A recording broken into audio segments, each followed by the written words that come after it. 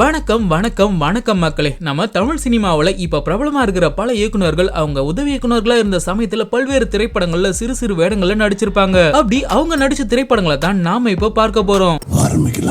இதுல நாம முதல்ல பார்க்க போறது இயக்குனர் சுந்தர் சி அவர்கள் தான். 1995ஆம் ஆண்டு முறைமாமன் திரைப்படத்துல இவர் இயக்குனரா அறிமுகமாகறதுக்கு முன்னாடி மணிவண்ணன் அவர்கள் கிட்ட உதவியாளரா இருந்தாரு. 1990ஆம் ஆண்டு மணிவண்ணன் அவர்கள் இயக்கத்துல வெளியான வாழ்க்கை சக்கரம் திரைப்படத்துல சத்யராஜ் அவர்கள் சப் இன்ஸ்பெக்டரா வேலை செய்யற போலீஸ் ஸ்டேஷன்ல கான்ஸ்டபிள்கள்ல ஒருவரா ஒரு காட்சியில வருவாரு சுந்தர் சி அவர்கள். தங்கவேலு, நம்ம சின்ன பசங்க இருக்கிற இடத்துல பெரியவர் வந்தாருன்னா தம்மதுமா அடிக்கிறது கஷ்டமா இருக்கும்ல. இதற்கு பிறகு 1993ஆம் ஆண்டு மணிவண்ணன் அவர்கள் இயக்கத்துல சரத்குமார் அவர்கள் நடிச்ச மூன்றாவது கண் திரைப்படத்துல ஸ்டுடியோ அசிஸ்டண்டா வருவாரு. இவர் இயக்குனரா அறிமுகமான முறைமாமன் திரைப்படத்திலும் ஒரே ஒரு ஃப்ரேம்ல மட்டும் வருவாரு சுந்தர் சி அவர்கள். உங்க பட்டணத்தோட கதையெல்லாம் எங்களுக்கு தெரியாது. ரெண்டாவது ஆட்டம் விட்டதுக்கு அப்புறம் சிறுசோட தனியா இருந்தியே, அதுக்கு என்ன அர்த்தம்? சுந்தர் சி அவர்கள் இயக்கத்துல சூப்பர் ஸ்டார் ரஜினிகாந்த் அவர்கள் நடிச்ச அருணாச்சலம் திரைப்படத்திலும் ரிப்போர்ட்டரா வருவாரு. 2006ஆம் ஆண்டு வெளியான தலைநகரம் திரைப்படத்தின் மூலமா கதாநாயகனாவும் ஆனாரு சுந்தர் சி அவர்கள். நாய் சேகரா, உங்க பேரை 3 தடவை திருப்பி சொல்லுங்க. இந்த வரிசையில நாம அடுத்து பார்க்க போறது இயக்குனர் சங்கர் அவர்கள் தான். 1985ஆம் ஆண்டு ராமநாராயணன் அவர்கள் இயக்கத்துல ஆக்ஷன் கிங் அர்ஜுன் மற்றும் கவுண்டமணி அவர்கள் நடிப்புல வெளிவந்த வேஷம் அப்படிங்கிற திரைப்படத்துல 4 வேலைக்காரர்கள்ல ஒருவரா வருவாரு சங்கர் அவர்கள். இதற்கு பிறகு எஸ்.சி. சந்திரசேகர் அவர்கள் கிட்ட உதவி இயக்குனராக இணைந்தாரு சங்கர் அவர்கள். எஸ்.ஏ.சி. அவர்கள் இயக்கத்துல 1986ஆம் ஆண்டு சிவகுமார் அவர்களும் ராதிகா அவர்களும் நடித்து வெளிவந்த பூவும் போயிலும் திரைப்படத்துல காலேஜ் ஸ்டூடெண்டா ஒருவாரு சங்கர் அவர்கள். இதயத்துக்குள்ள ரத்தமே ஓடல சார், என்னோட அன்பு காதலி ரத்தனம் தான் சார் ஓடிக்கிட்டே இருக்கா. இதே 1986ஆம் ஆண்டு எஸ்.ஏ.சி. அவர்கள் இயக்கத்துல கேப்டன் விஜயகாந்த் அவர்களும் ரகுமான் அவர்களும் நடித்த வசந்தராகம் திரைப்படத்துல ரகுமான் அவர்கள் வேலை செய்யற பத்திரிகையில கூட வேலை செய்யறவரா வருவாரு. ராஜா காலத்துல இருந்து ரஜினிகாந்த் காலம் வரைக்கும் பொம்பளைங்க வீரமான ஆம்பளைங்களை தான் விரும்புவாங்க. இந்த படத்துல தளபதி விஜய் அவர்களும் சின்ன வயசு விஜயகாந்த் தான் நடிச்சிருப்பாரு. 1987ஆம் ஆண்டு எஸ்.ஐ.சி. அவர்கள் இயக்கத்துல வெளிவந்த நீதிக்கு தண்டனை திரைப்படத்துல ரிப்போர்ட்டராவும் நடிச்சிருப்பாரு. எங்களுக்கு துப்பாக்கி தேவையில்லை சார், இது ஒண்ணு போதும். 1990ஆம் ஆண்டு சீதான்ற திரைப்படத்துல ஜனகராஜ் அவர்களுக்கு அசிஸ்டன்டாவும் நடிச்சிருப்பாரு. ஆமா, இவர் நான் இல்ல, 4 ஊருக்கு ராஜா. 1994ஆம் ஆண்டு இவர் இயக்கிய காதலன் திரைப்படத்துல காதலிக்கும் பெண்ணின் கைகள் பாட்டுல ஒரே ஒரு ஃப்ரேம்ல அந்த படத்துல கூட பணியாற்றினவங்களோட வந்துட்டு போவாரு சங்கர் அவர்கள். சிவாஜி திரைப்படத்துல பல்லேலக்கா பாட்டிலும் art director Thottatharani அவர்களோடும் cinematographer KV. Anand அவர்களோடும் cameo பண்ணியிருப்பாரு. இந்த வரிசையில நாம அடுத்து பார்க்க போறது கே.வி. ஆனந்த் அவர்கள் தான். Legendary cameraman பி.சி. ஸ்ரீராம் அவர்கள் கிட்ட அசிஸ்டன்ட் கேமராமேனா வேலை பார்த்தவர் கே.வி. ஆனந்த் அவர்கள். 1992ஆம் ஆண்டு பி.சி. ஸ்ரீராம் அவர்கள் இயக்கிய மீரா திரைப்படத்துல விக்ரம் அவர்களோட ஃப்ரெண்டா நடிச்சிருப்பாரு கே.வி. ஆனந்த் அவர்கள். எனக்கு இங்கிலீஷ் தெரியாதா, ஆனா அந்த மைனஸ் பிளஸ் ஆகி காட்டுறாரு. எப்படி இதுல நாம அடுத்து பார்க்க போறது கே. எஸ். ரவிக்குமார் அவர்கள். 1990ஆம் ஆண்டு அவர் இயக்குனரா அறிமுகமான புரியாத புதிர் தொடங்கி அவர் இயக்கிய பெரும்பாலான திரைப்படங்கள்ல ஒரு ரோல்லியோ இல்ல கேமியோலயாவது நடிச்சிடுவார் கே. எஸ். ரவிக்குமார் அவர்கள். அவர் இயக்குனரா அறிமுகமாகறதுக்கு முன்னாடி அவர் உதவி இயக்குனர் மற்றும் இணை இயக்குனரா இருந்த சமயங்கள்லயும் சில திரைப்படங்கள்ல நடிச்சிருக்காரு. 1986ஆம் ஆண்டு மோகன் அவர்களும் சீதா அவர்களும் நடிச்ச 1000 பூக்கள் மலரட்டும் திரைப்படத்துல கிளைமாக்ஸ் காட்சியில வருவாரு கே. எஸ். ரவிக்குமார் அவர்கள். 1989ஆம் ஆண்டு ராமராஜன் அவர்களும் கௌதமி அவர்களும் நடிச்ச ராஜா ராஜா தான் திரைப்படத்துல டைட்டில் கார்டு போடும்போது உடுக்கி அடிச்சுக்கிட்டு பூசாரியா வருவாரு. 1000 பூக்கள் மலரட்டும் மற்றும் ராஜா ராஜா தான் இந்த 2 திரைப்படங்களையும் இயக்கியது இ. ராமதாஸ் அவர்கள். 1990ஆம் ஆண்டு விக்ரமன் அவர்கள் இயக்கத்துல வெளியாகி மிகப்பெரிய வெற்றியை பெற்ற புது வசந்தம் திரைப்படத்துல அசிஸ்டன்ட் டைரக்டரா வேலை பார்த்தாரு கே. எஸ். ரவிக்குமார் அவர்கள். முரளி, ஆனந்த் பாபு, சார்லி, ராஜா, சித்தாரா ஆகியோர் நடிப்புல வெளியான இந்த திரைப்படத்துல கிளைமாக்ஸ் காட்சியில செக்யூரிட்டியா வருவாரு கே. எஸ். ரவிக்குமார் அவர்கள். சார், அந்த பொண்ணு எங்களுக்கு ரொம்ப தெரிஞ்ச பொண்ணு சார். எனக்கு கூட எல்லாரும் தெரியும், ஆனா நான் உள்ள போயிட முடியுமா? போங்க, வேலையை பாருங்க. கே. எஸ். ரவிக்குமார் அவர்கள் கிட்ட அசிஸ்டன்ட் டைரக்டரா இருந்த சேரன் அவர்களும் இது போல கே. எஸ். ரவிக்குமார் அவர்கள் இயக்கிய திரைப்படங்கள்ல சிறு வேடங்கள்ல நடிச்சிருக்காரு. 1991ஆம் ஆண்டு சேரன் பாண்டியன் திரைப்படத்துல பஸ் கண்டக்டரா வருவாரு சேரன் அவர்கள். 1993ஆம் ஆண்டு ரிலீஸ் ஆன சூரியன் சந்திரன் திரைப்படத்துல வினோதினிக்கு புருஷனா ஒரு சீன்ல வருவாரு. இதே சாக்குல மாப்பிளைக்கு அவசரத்தை சொல்றியா?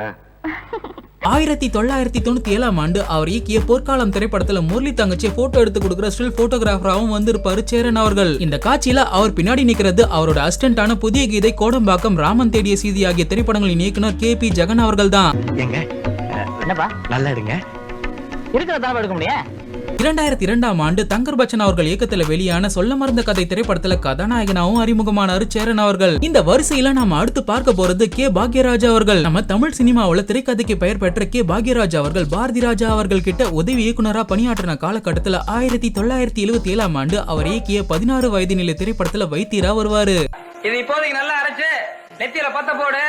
இத காலம்பர பால்ல கலந்து கொடு. இந்த படத்துல வர ஜோசியக்காரருக்கும் இவர் தான் பின்னணி குரல் கொடுத்திருப்பாரு. என்னப்பா சௌக்கியமா? அன்னைக்கு நான் சொன்னனே நடந்ததா? 1978ஆம் ஆண்டு கிழக்கே போகும் ரயில் திரைப்படத்துல இந்த திரைப்படத்துல வில்லனா நடிச்ச கவுண்டமணி அவர்கள் கூட ஒரு காட்சியிலையும் வருவாரு. அங்க முன்னால மாறக்குழியாட்டம் ஒண்ணு இருந்துச்சுங்க. அப்புறம் அதுல காசு கொடுத்தனா சீட்டு மாற ஒண்ணு கொடுத்தாங்க. அதை வாங்கிட்டு உள்ள போனாங்க. அதே 1978ஆம் ஆண்டு சிகப்பு ரோஜாக்கள் திரைப்படத்துல விட்னஸா வர ஹோட்டல் வெயிட்டரா நடிச்சிருப்பாரு. இருப்பா பொறுப்பா என்ன டிஃபன் சாப்பிடுறதுக்கா எவ்வளவு பெரிய சமாச்சாரம். 1979ஆம் ஆண்டு அவர் குருநாதர் பாரதி ராஜா அவர்கள் இயக்கத்திலேயே புதிய வார்ப்புகள் திரைப்படத்துல கதாநாயகனா அறிமுகமானார் கே பாக்யராஜ் அவர்கள். அறம் செய்ய விரும்பு ஆறுவது சினம். பாக்யராஜ் அவர்கள் போலவே அவர் சீடர்களான பாண்டியராஜன் அவர்களும் பார்த்திபன் அவர்களும் உதவி இயக்குநர்களா இருக்கும் போதே திரைப்படங்கள்ல சிறு சிறு வேடங்கள்ல நடிச்சிருக்காங்க. பாண்டியராஜன் அவர்கள் 1981ஆம் ஆண்டு பாக்யராஜ் அவர்கள் இயக்கி நடித்த அந்த 7 நாட்கள் திரைப்படத்துல கோவில்ல பூ விக்கிறவரா ஒரு சீன்ல வருவாரு. ஆமா சார், யாரோ 2 பேர் கல்யாணம் கட்டிக்கு வந்து கலாட்டா நடந்து போயிட்டு. 1982ஆம் ஆண்டு தூரல் நின்னு போச்சு திரைப்படத்துல ஏன் சோக கதை கேளு தாய்க்குளமே பாட்டுல பஜனையில மிருதங்கம் வாசிக்கிறவரா வருவாரு பாண்டியராஜன் அவர்கள். இப்பதானே கச்சேரி ஆரம்பிச்சிருக்கேன். இதே 1982ஆம் ஆண்டு ரிலீஸ் ஆன டார்லிங் டார்லிங் டார்லிங் திரைப்படத்துல வாட்ச்மேனாவும் வருவாரு. 1985ஆம் ஆண்டு இளைய திலகம் பிரபு அவர்கள் நடிப்புல இவர் இயக்குனரா அறிமுகமான கன்னிராசி திரைப்படத்துல முதல் காட்சியிலையும் வருவாரு பாண்டியராஜன் அவர்கள். எந்த கம்பெனின்னு சொன்னீங்கன்னா நானும் ஒரு அப்ளிகேஷன் போட்டுருவேன். பேர் உஷா, வயசு 16, 4வது வீதி, நம்ம ஊருதா. இதே ஆண்டு வெளியான ஆண் பாவம் திரைப்படத்துல இரு கதாநாயகர்கள்ல ஒருவரா நடிச்சு கதாநாயகனாவும் அறிமுகமானார் பாண்டியராஜன் அவர்கள். நல்லா பாடுற பார்த்திபன் அவர்கள் 1981ஆம் ஆண்டு சூப்பர் ஸ்டார் ரஜினிகாந்த் அவர்கள் நடிப்புல ரிலீஸ் ஆன ராணுவ வீரன் திரைப்படத்துல ரயில்ல ரஜினி அவர்களின் அறிமுக காட்சியில மாப்பிளையா வருவாரு. 1982ஆம் ஆண்டு கேப்டன் விஜயகாந்த் அவர்கள் நடிப்புல வெளியான பார்வையின் மறுபக்கம் திரைப்படத்துல வக்கீலா வருவாரு பார்த்திபன் அவர்கள். இந்தியாவில் எத்தனையோ ராம்ஜியான் கம்பெனிகள் இருக்கின்றன. அத்தனைக்கும் எனது கட்சிக்காரர் தான் சொந்தம் என்று நமது பப்ளிக் ப்ராசிக்யூட்டர் வாதாடுவது அவரது கற்பனை திறனைத்தான் காட்டுகிறது. இதே 1982ஆம் ஆண்டு ரிலீஸ் ஆன வேடிக்கை மனிதர்கள் என்ற திரைப்படத்துல திரைப்பட கல்லூரி மாணவரா வருவாரு பார்த்திபன் அவர்கள். சாமி கண்ணில்லாத கபோதி தர்மவானே, பொழைக்க வழி இல்லாதவன் தர்மவானே, காசு பணம் போடுங்களே தர்மவானே. 1983ஆம் ஆண்டு நவரச நாயகன் கார்த்திக் அவர்கள் நடிச்ச தூரம் அதிகமில்லை திரைப்படத்துல நாடக குழுவுல நடிகர்கள்ல ஒருவரா வருவாரு. ஒரு நிமிஷம் வழக்கத்தை மாத்தி இந்த தடவை கட்டவும் நான் வேஷம் கட்டிக்கிறேன். 1984ஆம் ஆண்டு அன்புள்ள ரஜினிகாந்த் திரைப்படத்துல பாக்யராஜ் அவர்கள் கேமியோ செய்திருப்பாரு. அவர் வரும் முதல் காட்சியில பார்த்திபன் அவர்களும் அவரோட உதவி இயக்குனரா வருவாரு. என்ன மிஸ்டர் ரஜினிகாந்த் போன்ல இருக்காரு, உங்களோட பேசணுமா? இதே 1984ஆம் ஆண்டு பாக்யராஜ் அவர்கள் இயக்கி நடிகர் திலகம் சிவாஜி கணேசன் அவர்களோட இணைந்து நடிச்ச திரைப்படம் தாவணி கனவுகள். இந்த படத்துல போஸ்ட்மேன் பொன்னுசாமின்ற முக்கியமான கதாபாத்திரத்தை ஏற்று நடிச்சிருப்பாரு பார்த்திபன் அவர்கள். உங்க வசதிக்கு நீங்க 500 ரூபாய் உதவி பண்ணிருக்கீங்க, என் சக்திக்கு அந்த 15 ரூபாய் ஒரு சின்ன உதவியா இருக்கட்டும். 1989ஆம் ஆண்டு அவர் இயக்குனரா அறிமுகமான புதிய பாதை திரைப்படத்திலேயே கதாநாயகனாவும் அறிமுகமாகி இருந்தாரு பார்த்திபன் அவர்கள். சொல்லுங்கடா சொல்லுங்க, அன்னைக்கு ஒவ்வொருத்தர் வீட்டு வாசல்ல வந்து நின்னு அம்மா பசி, ஐயா பசி, பசி பசி பசின்னு தொண்டை கிழிய கத்துனடா. குருவான கே பாக்யராஜ் அவர்களும் சிஷியர்களான பாண்டியராஜன் மற்றும் பார்த்திபன் மூவரும் 1999ஆம் ஆண்டு 24 மணி நேரத்துல படமாக்கப்பட்டு சாதனை படைத்த சுயமாரம் திரைப்படத்துல ஒரே காட்சியில ஒன்னா நடிச்சிருப்பாங்க. என்ன படிச்சிருக்காப்ல? 3வது ஃபெயில், 3வது ஜெயிலா? இதுல நாம அடுத்து பார்க்க போறது எஸ்.ஜே. சூர்யா அவர்கள் தான். 1989ஆம் ஆண்டு பாண்டியராஜன் அவர்கள் இயக்கி நடிச்ச நெத்தியடி திரைப்படத்துல பாண்டியராஜன் அவர்கள் அறிமுக காட்சியிலையும் அவர் ஹோட்டல் ஆரம்பிக்கிற காட்சியிலையும் வருவாரு எஸ்.ஜே. சூர்யா அவர்கள். உங்களுக்கு விஷயம் தெரியாதா? இதுலதான் திருவண்ணாமலை தீபத்தை ஏத்தி வச்சாங்களாம். 1993ஆம் ஆண்டு பாரதி ராஜா அவர்கள் இயக்கி கிழக்கு சீமையிலே திரைப்படத்துல சேவல் சண்டை காட்சியில வருவாரு எஸ்.ஜே. சூர்யா அவர்கள். இந்த படங்கள்ல எல்லாம் அவர் உதவி இயக்குனரெல்லாம் பணியாற்றல, நடிக்கணுங்கிற ஆசையில சினிமாவுக்கு வந்தவருக்கு கிடைச்ச சின்ன சின்ன வாய்ப்புகள் இது. இதற்கு பிறகுதான் இயக்குனர் வசந்த் அவர்கள் கிட்ட உதவி இயக்குனரா சேர்ந்தாரு எஸ்.ஜே. சூர்யா அவர்கள். 1995ஆம் ஆண்டு வசந்த் அவர்கள் இயக்கத்துல தல அஜித் அவர்கள் நடிச்ச ஆசை திரைப்படத்துல சுவாலட்சுமி அறிமுக காட்சியில ஆட்டோக்காரரா வருவாரு எஸ்.ஜே. சூர்யா அவர்கள். மீட்டருக்கு மேல எக்ஸ்ட்ரா வேண்டாமா? வேண்டாமா, உங்க முகத்தை பார்த்தேன் பளிச்சுன்னு இருக்கு, அது போதும். இந்த படத்துல வர ஷாக் அடிக்குது சோனா பாட்லியும் நடுவுல வந்து ஒரு டான்ஸ் பிட்ட போட்டிருப்பாரு எஸ்.ஜே. சூர்யா அவர்கள். 1999ஆம் ஆண்டு இவர் இயக்குனரா அறிமுகமான தல அஜித் அவர்கள் நடிச்ச வாலி திரைப்படத்துல விவேக் அவர்கள் ஒரு ஸ்டுடியோல ஜோதிகா போட்டோவை ஆட்டைய போடுவாரு. அந்த காட்சியில அந்த ஸ்டுடியோல வேலை செய்யறவருக்கு பின்னணி குரல் கொடுத்திருப்பாரு எஸ்.ஜே. சூர்யா அவர்கள். இந்த காட்சியில மறைந்த மாரிமுத்து அவர்களும் வருவாரு. இவர் இந்த படத்தோட இணை இயக்குனர்கள்ல ஒருவர். என்னோட சார் மொத்தம் எத்தனை பேர் வர்க் பண்றாங்க? 30 பேர்.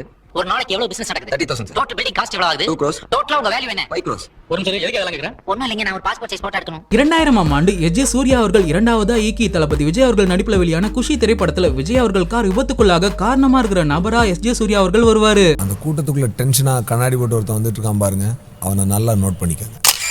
இந்த படத்தோட கிளைமேக்ஸ் காட்சியில ஒரு ஆட்டோ டிரைவருக்கு பின்னணி குரலும் கொடுத்திருப்பாரு. டைம் நான் ஒண்ணும் கேட்கலமா, ஆளை பாரு யோசனை எங்கேயோ வச்சுக்கிட்டு. இதற்கு பிறகு 2004ஆம் ஆண்டு அவர் இயக்கிய நியூ திரைப்படத்துல ஹீரோவான எஸ்.ஜே. சூர்யா அவர்கள் இப்ப நடிப்புல தனி முத்திரை பதிச்சுக்கிட்டு வராரு. இந்த பூனை தெரியுமா, இந்த பூனை தெரியுமா, செய்த பெட்டியில் வைத்த நல்ல ரொட்டியை. இப்ப நாம பார்த்தவங்க மட்டும் இல்லாம இன்னும் நிறைய இயக்குனர்கள் இது போல உதவி இயக்குனர்களா வேலை பார்த்த சமயத்துல சிறு சிறு வேடங்கள்ல நடிச்சிருக்காங்க. அவங்க எல்லாம் யாருன்னு இந்த வீடியோட பார்ட் 2ல பாப்போம் மக்களே. இந்த வீடியோ பற்றின உங்களோட கருத்துக்களை மறக்காம கமெண்ட்ல ஷேர் பண்ணுங்க மக்களே. நான் உங்களை இந்த வீடியோட பார்ட் 2ல சந்திக்கிறேன்.